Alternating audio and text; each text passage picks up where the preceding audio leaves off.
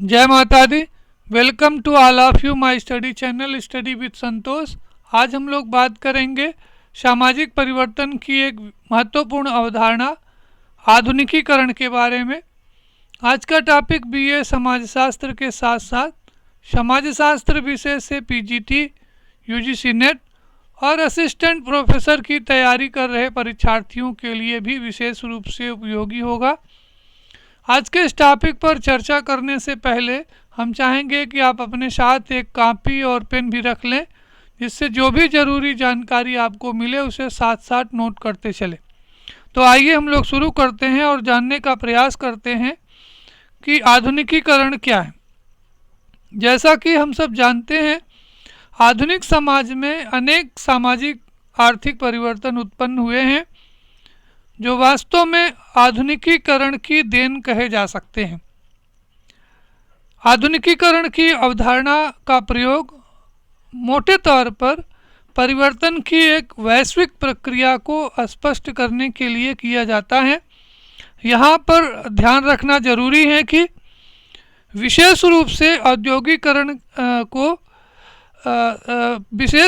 आधुनिकीकरण को औद्योगिकरण के कारण पश्चिमी देशों में जो विभिन्न प्रकार के जो परिवर्तन उत्पन्न हुए हैं, उन परिवर्तनों को स्पष्ट करने के लिए, उनको समझने के लिए आधुनिकीकरण की अवधारणा का प्रयोग किया जाता है।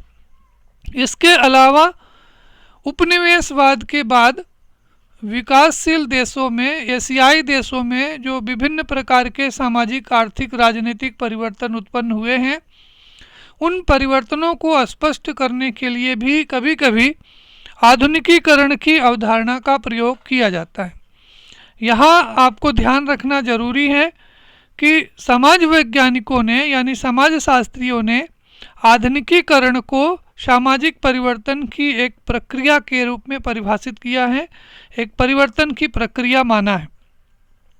जैसा कि एक प्रसिद्ध जो समाज वैज्ञानिक हैं आइजनस्टार्ट का कहना है कि ऐतिहासिक दृष्टि से आधुनिकीकरण एक प्रकार की सामाजिक, आर्थिक, राजनीतिक व्यवस्थाओं की ओर परिवर्तन की एक प्रक्रिया होती है जो वास्तव में 17वीं शताब्दी से लेकर के 20वीं शताब्दी तक अमेरिकी और एशियाई अफ्रीकी देशों में विकसित हुई है। तो इस तरह से आइजनस्टार्ट ने आधुनिकीकरण को 17वीं और 19वीं शताब्दी के बीच में पश्चिमी देशों में जो सामाजिक, आर्थिक परिवर्तन उत्पन्न हुए हैं, उन परिवर्तनों को स्पष्ट करने के लिए आधुनिकीकरण की अवधारणा का प्रयोग किया है। अब हम लोग बात करते हैं आधुनिकीकरण की परिभाषाओं के बारे में।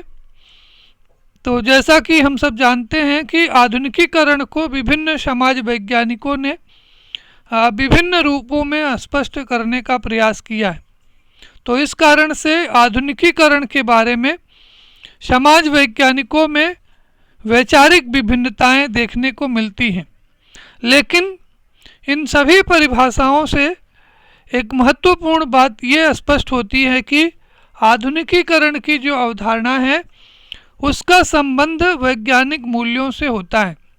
वास्तव में यह किसी समाज और संस्कृति के घेरे में बंद नहीं होती हैं, क्योंकि आधुनिकीकरण की अवधारणा के बहुत सारे आयाम होते हैं और इसे कई स्तरों में देखा जाता है, जैसे व्यक्ति के स्तर पर, समूह और समस्त समाज के स्तर पर। इसके अलावा अगर हम लोग आधुनिकीकरण की बात करें तो हम समाज में बहुत किस्म के आधुनिकीकरण की भी बात करते हैं, जैसे आर्थिक आधुनिकीकरण, राजनीतिक आधुनिकीकरण या सामाजिक शैक्षणिक आधुनिकीकरण को भी हम आधुनिकीकरण के रूप में या आधुनिकीकरण के स्वरूप के रूप में परिभाषित करते हैं, उसकी व्याख्या करते हैं। कहने का आशय ये है कि आधुनिकीकरण जो है वो एक मल्टी डायमेंशनल प्रोसेस है। इसे जो है वो कई स्तरों पर समाज के विभिन्न हिस्सों में स्पष्ट रूप से देखा जा सकता है, यानी सामाजिक, आर्थिक, राजनीतिक और शैक्षणिक आदि विभिन्न स्तरों पर आधुनिकीकरण की जो अवधारणा है, इसे अलग अलग स्वरूपों में इसको देखा जा सकता है, महसूस किया जा सकता है। आधुनिकीकरण के बारे में यहाँ ध्यान रखना जरूरी है कि आधुनिकीकरण की एक निश्चित और स्पष्ट परिभाषा देना कठिन कार्य है, क्योंकि ऐसा माना गया है कि आधुनिकीकरण एक ऐसी प्रक्रिया है जिसके बारे में समाज वैज्ञानिकों ने भिन्न भिन्न अर्थों एवं संदर्भों में इसका इस्तेमाल किया है, इसका प्रयोग किया है। आधुनिकीकरण की एक निश्चित परिभाषा देने के पीछे जो कठिनाई आती है, वो मुख्य रूप से यह आती है कि इस कठिनाई का मुख्य कारण यह है कि विभिन्न समाज वैज्ञानिकों ने इसको भिन्न भिन्न अर्थों और संदर्भों में प्रयोग किया है। कठिनाई का दूसरा कारण यह भी है कि आधुनिकीकरण को परंपरा के विपरीत की अवधारणा मानी जाती है, जिसकी कोई सर्वमान्य परिभाषा अभी तक उपलब्ध नहीं हो पाई है। तीसरी इस कठिनाई का यानी आधुनिकीकरण की को एक निश्चित रूप में स्पष्ट रूप से परिभाषित करने में जो तीसरा प्रमुख कठिनाई है, वो है आधुनिकीकरण का बहुत हद तक एक मूल्यगत अवधारणा होना है। यानी आधुनिकीकरण जो है वो एक मूल्यगत अवधारणा है। अब ये जो मूल्य हैं वो हर समाज के अलग अलग सामाजिक व्यवस्थाओं में सामाजिक मूल्यों के अलग अलग आधार होते हैं, अलग अलग प्रकार होते हैं।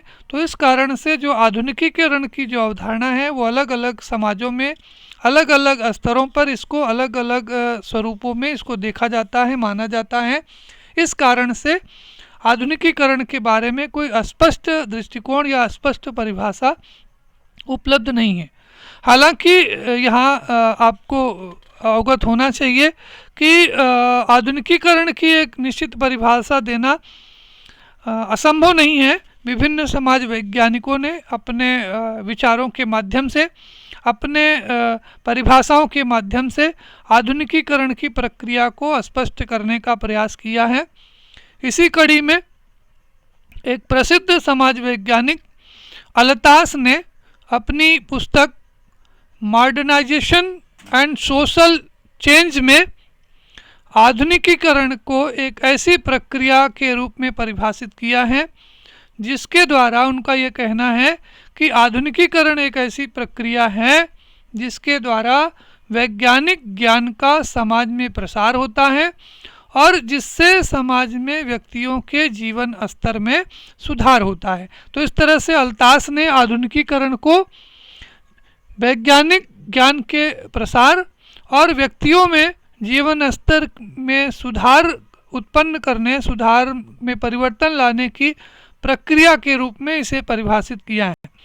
इसी तरह से जेम्स आकलिन ने अपनी पुस्तक कॉन्सेप्ट ऑफ मॉडर्नाइजेशन में आधुनिकीकरण को परिभाषित करते हुए लिखा है कि आधुनिकीकरण सामाजिक परिवर्तन की एक ऐसी प्रक्रिया है जो सामाजिक संरचना में लचीलापन और खुलापन जैसी प्रवृत्तियों का विकास करती है, उनको उत्पन्न करती है। तीसरी जो परिभाषा है, इन परिभाषाओं को आप नोट करते चलें अथवा आप इसका स्क्रीनशॉट भी ले सकते हैं, जिससे कि आपको बाद में नोट करने में सुविधा होगी। आधुनिकीकरण को परिभाषित करते हुए आइजनस्टाट ने अपनी विश्व प्रसिद्ध पुस्तक मॉडर्नाइजेशन प्रोटेस्ट एंड चेंज में लिखा है कि ये पुस्तक भी विशेष रूप से कंपटीशन की दृष्टि से महत्वपूर्ण मानी जाती है। अक्सर कंपटीशन में पूछा जाता है कि मॉडर्नाइजेशन प्रोटेस्ट एंड चेंज पुस्तक के लेखक कौन है, तो इसको आप नोट कर लें कि इसके लेखक आइजनस्टाट हैं।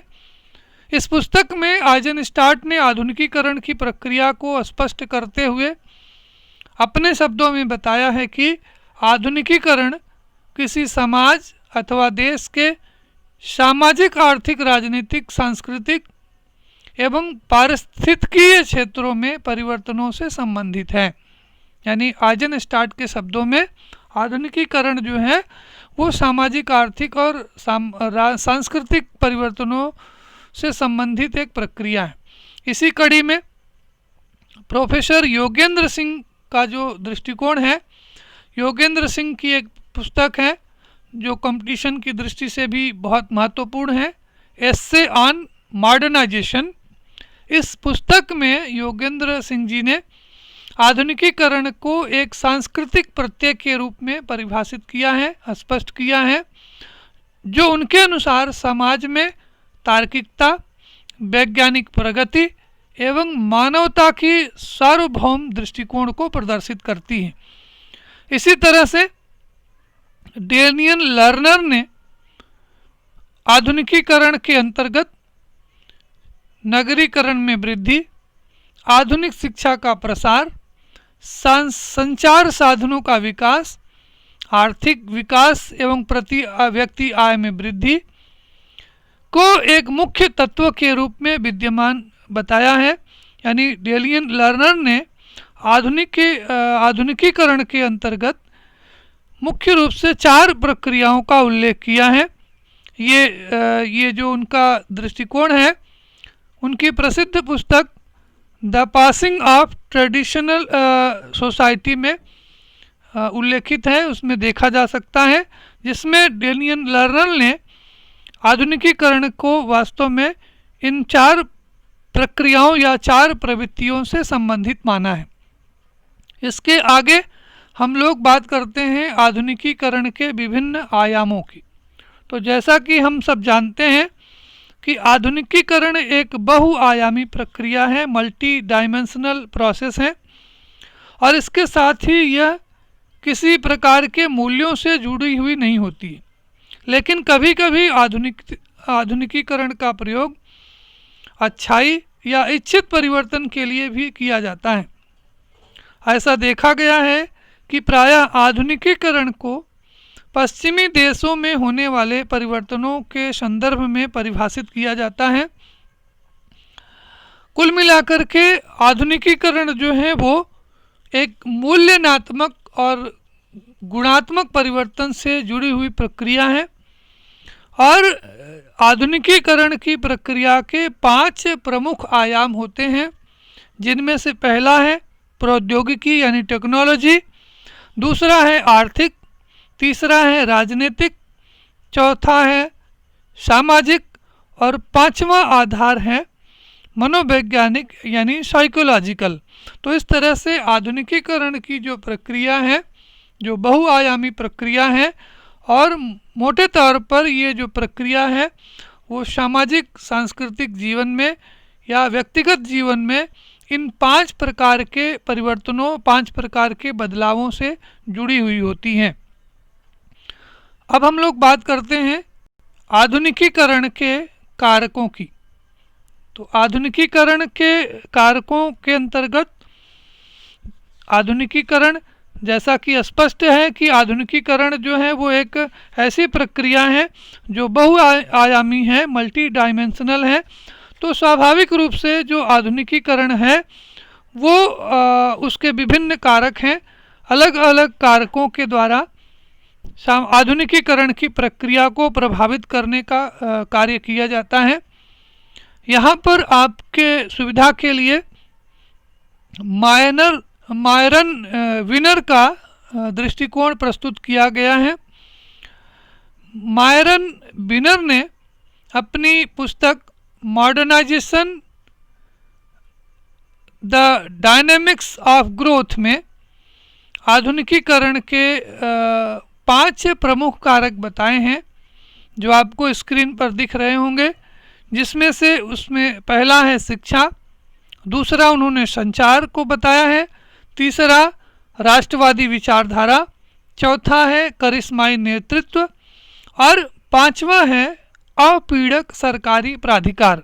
तो इस तरह से मायरन विनर ने शिक्षा को, संचार को, राष्ट्रवादी विचारधारा, करिश्माई नेतृत्व और अपीड़क सरकारी प्राधिकार को आधुनिकीकरण के 5 प्रमुख कारण माना है, 5 प्रमुख कारक के रूप में स्वीकार किया है, बताया है। उनका ये कहना है कि शिक्षा के अभाव में कोई भी परंपरागत समाज आधुनिकीकरण की प्रक्रिया से नहीं गुजर सकता है। वास्तव में शिक्षा के द्वारा मनुष्य में ज्ञान और हुनर को बढ़ावा मिलता है और इससे प्रौद्योगिकी खोज को बढ़ावा मिलता है और प्रौद्योगिकी का विकास यानी ज्ञान और विज्ञान का प्रचार प्रसार, उसका विकास आधुनिकीकरण की प्रक्रिया के लिए एक महत्वपूर्ण और आवश्यक शर्त होती है। तो इस तरह से शिक्षा जो है वो आधुनिकीकरण का एक सबसे प्रमुख जो है वो कारक है। दूसरा उन्होंने बताया संचार यानी कम्युनिकेशन। ज्ञान और विज्ञान के क्षेत्र में विकास होने से संचार के साधनों का भी विकास होता है जिनके माध्यम से ज्ञान और विज्ञान का प्रचार प्रसार होता है। आधुनिक समाज में संचार के साधनों ने आधुनिकीकरण को बढ़ाने में महत्वपूर्ण भूमिका निभाई है। यानी संचार साधनों का आधुनिकीकरण को बढ़ाने में एक महत्वपूर्ण रोल रहा है। इसके अतिरिक्त मायरन ने राष्ट्रवादी विचारधारा को आधुनिकीकरण का एक तीसरा प्रमुख कारण बताया है। उनका कहना है कि आधुनिकीकरण की प्रक्रिया को बढ़ाने के लिए यह भी जरूरी है कि लोगों के बीच में राष्ट्रवादी विचारधारा को बढ़ाया जाए। यदि लोग भाई भतीजावाद, जातिवाद और क्षेत्रीयता जैसी संकीर्ण भावनाओं से ग्रसित रहेंगे तो वास्तव में कोई भी देश, कोई भी समाज तरक्की नहीं कर सकता है। इसलिए देश और समाज को आगे बढ़ाने के लिए ज़रूरी है कि लोगों के मस्तिष्क में एक राष्ट्रवादी या राष्ट्रहित की भावना को विकसित किया जाए जिससे कि देश और क्षेत्र का विकास हो सके। तो इस तरह से आधुनिकीकरण को बढ़ाने के लिए राष्ट्रीय भावना का बढ़ाना नितांत आवश्यक होता है। इसके अतिरिक्त करिश्माई नेतृत्व को मायरन ने चौथे आधुनिकीकरण के चौथे स्तंभ के रूप में, चौथे कारक के रूप में स्पष्ट किया है। उनका ये कहना है कि किसी भी राष्ट्र के दिशा निर्देशन में नेताओं की एक अहम भूमिका होती है। परंपरागत जो समाज हैं वो वास्तव में आसानी से बदलने के प्रति इच्छुक नहीं होते हैं और ऐसे में ऐसे समाजों में एक ऐसे नेता की आवश्यकता महसूस की जाती है जो समाज को परंपरागत व्यवस्था से आधुनिक व्यवस्था की ओर ले चले। और इतिहास इस बात का गवाह है कि जब भी किसी समाज को विकासोन्मुखी आधुनिक समाज बनाने की आवश्यकता पड़ी है तो उस देश और समाज में जो करिश्माई नेता लोग हैं उन्होंने राष्ट्र को आगे बढ़ाने में एक अपनी महत्वपूर्ण भूमिकाओं का निर्वहन किया है। भारत के संदर्भ में महात्मा गांधी, पंडित जवाहरलाल नेहरू और जैसे जो तमाम जो नेता थे जिन्होंने अपने राष्ट्रवादी विचारधारा के माध्यम से राष्ट्र को आधुनिकीकरण की राह पर बढ़ाने में एक महत्वपूर्ण योगदान दिया है। आधुनिकीकरण के पांचवें कारक के रूप में मायरन ने अपीड़क सरकारी प्राधिकार को स्पष्ट किया है। उनके विचार में साधारणतया समाज जो है वो एक ऐसी व्यवस्था है जो एक जिसको बोल सकते हैं कि दकियानूसी व्यवस्था है। यानी समाज जो है वो आसानी से बदलना नहीं चाहता है। यानी हर समाज जो है वो अपनी परंपरागत व्यवस्था में जीना चाहता है, वो उसमें आसानी से परिवर्तन करना नहीं चाहता है। जब कभी भी सरकार के द्वारा नई नई योजनाएं लागू की जाती हैं तो बहुत सारे लोग उसका विरोध करते हैं।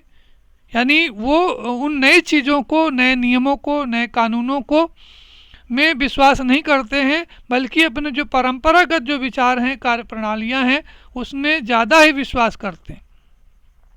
भारत के संदर्भ में अगर हम लोग बात करें तो भारत में लोगों जनसंख्या वृद्धि को रोकने के लिए परिवार नियोजन या भूमि सुधार के लिए जो विभिन्न जो सरकारी जो कानून बनाए गए, शुरुआत में इन कानूनों का, इन योजनाओं का काफ़ी विरोध हुआ। यानी ऐसी परिस्थिति में एक जो अवपीड़क सरकारी प्राधिकार है वो वांछनीय है, जरूरी हो जाता है।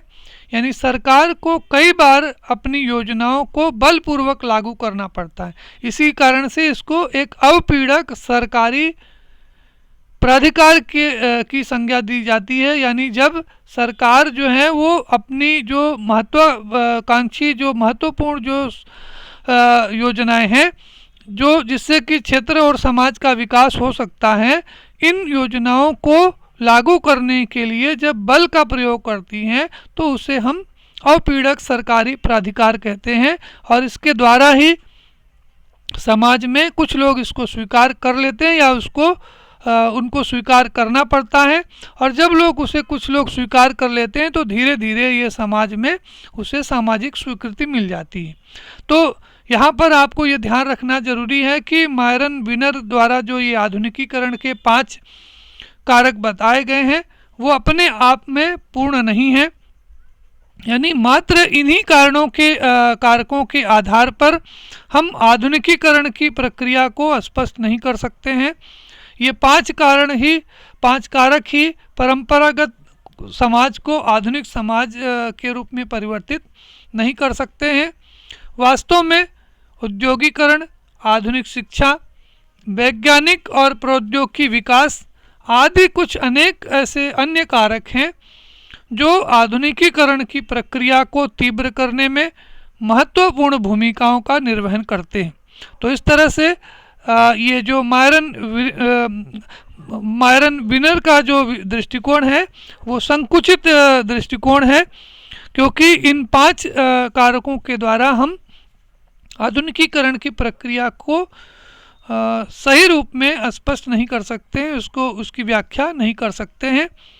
अब हम लोग बात करते हैं आधुनिकीकरण की समस्याओं के बारे में। जैसा कि हम जानते हैं कि आधुनिकीकरण ने सामाजिक विकास और प्रगति को उत्पन्न किया है, किंतु इससे कुछ गंभीर परिणाम यानी सामाजिक समस्याएं भी उत्पन्न हुई। भारत में के संदर्भ में जो भारत जो एक विकासशील देश है, यहाँ पर आधुनिकीकरण जो है वो एक अजीबोगरीब स्थिति से गुजर रहा है। एक ओर आधुनिकीकरण की प्रक्रिया चल रही है तो दूसरी ओर समाज में इसकी विरोधी प्रक्रियाएं भी चल रही हैं। संस्कृतिकरण, इस्लामीकरण, जातीयकरण, संप्रदायवाद, जनजातीयकरण जैसी तमाम ऐसी सामाजिक प्रक्रियाएं हैं जो आधुनिकीकरण के कारण उत्पन्न हुई हैं और ये समाज के विकास में एक बाधक के रूप में, एक समस्या के रूप में खड़ी हो गई हैं। यानी ये जो प्रक्रियाएं हैं, जो उपयुक्त प्रक्रियाओं जिनका नाम अभी हमने लिया, जिसमें संस्कृतिकरण, इस्लामीकरण, संप्रदायवाद, क्षेत्रवाद आदि जो सामाजिक प्रक्रियाएं हैं, ये प्रक्रियाएं आधुनिकीकरण की गति को धीमी ही नहीं करती हैं, बल्कि कभी कभी तो यह लोगों को अनाधुनिकीकरण की ओर मोड़ देती हैं, यानी मॉडर्नाइजेशन की ओर अग्रसर करती हैं। तो इस तरह से आधुनिकीकरण के दुष्प्रकार्य के रूप में आधुनिकीकरण के कारण समाज में जो विभिन्न प्रकार की विसंगतियां उत्पन्न हुई हैं, उनमें मुख्य रूप से बेरोजगारी, सामाजिक राजनीतिक अस्थिरता, अपराधों में वृद्धि, सामाजिक सांस्कृतिक मूल्यों में तनाव, जातिवाद और क्षेत्रवाद में वृद्धि, पारिवारिक विघटन एवं तनाव और व्यक्तिवाद एवं स्वार्थों को बढ़ावा मिलना एक प्रमुख समस्या के रूप में देखा जा सकता है। हमारे कहने का आशय ये है कि आधुनिकीकरण का जो मुख्य उद्देश्य होता है वो व्यक्ति और समाज को विकासशील बनाना होता है, परंतु यह प्रक्रिया हमेशा कल्याणकारी नहीं होती है। जब एक समाज वास्तव में परंपरागत समाज से आधुनिक समाज की ओर बढ़ता है तो कई बार हमें चाहे या अनचाहे विभिन्न किस्म की समस्याओं को भी झेलना पड़ता है, जिसे समाजशास्त्र की भाषा में हम लोग आधुनिकीकरण के दुष्प्रकार्य कहते हैं। उदाहरण के लिए आधुनिकीकरण के दौरान शिक्षा का काफ़ी प्रचार प्रसार होता है। हर किसी को अपनी इच्छा और योग्यता को के अनुसार पढ़ने बढ़ने का पूरा अवसर प्राप्त होता है। लेकिन ऐसा अक्सर देखा जाता है कि अपनी योग्यता के अनुसार हर किसी को जीवन यापन के लिए नौकरियां नहीं मिल पाती हैं। काफ़ी लोग पढ़ लिख करके बेकार हो जाते हैं और समाज में जो नवयुवक हैं उनको विभिन्न प्रकार की समस्याओं से गुजरना पड़ता है, जो सामाजिक तनाव, राजनीतिक अस्थिरता और शहरों में बढ़े हुए अपराधों के रूप में परिलक्षित होती हैं। आधुनिकीकरण के द्वारा समाज के सभी तत्वों या अंगों में समान रूप से परिवर्तन नहीं होता है, जिसके कारण से आप समाज में सामाजिक सांस्कृतिक मूल्यों के प्रति तनाव स्पष्ट रूप से देख सकते हैं। भारत के संदर्भ में अगर हम लोग बात करें तो भारत में जब वर्ग व्यवस्था आई तो इस व्यवस्था ने जो जाति व्यवस्था और जो हमारी सामाजिक सांस्कृतिक व्यवस्था है उसको परिवर्तित करने का प्रयास किया है। लेकिन जो जाति व्यवस्था, जो भाई भतीजावाद, जो क्षेत्रवाद है, जो हमारी सामाजिक राजनीतिक व्यवस्था में जड़ के रूप में जमा हुआ है, तो ऐसे में जो आधुनिकीकरण की प्रक्रिया है वो समाज का समुचित विकास नहीं कर पा रही। नारी शिक्षा के कारण समाज में कुछ अच्छे परिवर्तन आए हैं, लेकिन दूसरी तरफ अगर आप देखें तो इस नारी शिक्षा के कारण पारिवारिक जीवन में तनाव की घटनाओं में या दहेज प्रथा में जो वृद्धि हुई है वो उसे आधुनिकीकरण के कारण उत्पन्न हुई एक समस्या के रूप में देखा जा सकता है। तो इस तरह से आप देखते हैं कि आधुनिकीकरण के माध्यम से व्यक्तिवाद और स्वार्थों को बढ़ावा मिलता है, यानी जो समाज के जो परंपरागत बंधन है वो टूटने लगते हैं। यहाँ अपने लोग भी पराये नज़र आने लगते हैं और लोग सामाजिक स्वार्थ को भूल करके अपने व्यक्तिगत स्वार्थ में ही लीन हो जाते हैं। तो ऐसी स्थिति में जो नई नई जो सामाजिक संस्थाएं उत्पन्न होकर के आती हैं, बन करके सामने आती हैं, वो सापेक्षिक रूप से अधिक दीर्घायु नहीं हो पाती, यानी लंबे समय तक नहीं चल पाती, क्योंकि समाज में सहयोग की भावना में कमी आ जाती है और लोगों में व्यक्तिवाद और स्वार्थ जो हैं वो महत्वपूर्ण हो जाते हैं। तो इस तरह से आधुनिकीकरण की जो प्रक्रिया है वो हर समय कल्याणकारी नहीं होती है, वो हर समय इसका जो प्रभाव है वो एक कल्याणकारी प्रक्रिया के रूप में नहीं होता है। कभी कभी ये जो प्रक्रिया है आधुनिकीकरण की प्रक्रिया के कारण समाज में विभिन्न प्रकार की समस्याएं और इसके दुष्परिणाम देखे जा सकते हैं। तो इस तरह से आज के इस वीडियो में आज आप आधुनिकीकरण की प्रक्रिया के बारे में विस्तार से समझ पाए होंगे। अंत में हम आपसे कहना चाहेंगे कि अगर आपने अभी तक हमारे चैनल को सब्सक्राइब नहीं किया है तो इसे सब्सक्राइब करें, अपने मित्रों के बीच में इसे शेयर करें और साथ में जो बेल आइकन है, जो घंटी वाला बटन है, इसे ज़रूर प्रेस करें, जिससे जो मेरे आगे के वीडियो हैं वो आप तक पहुंचते रहें।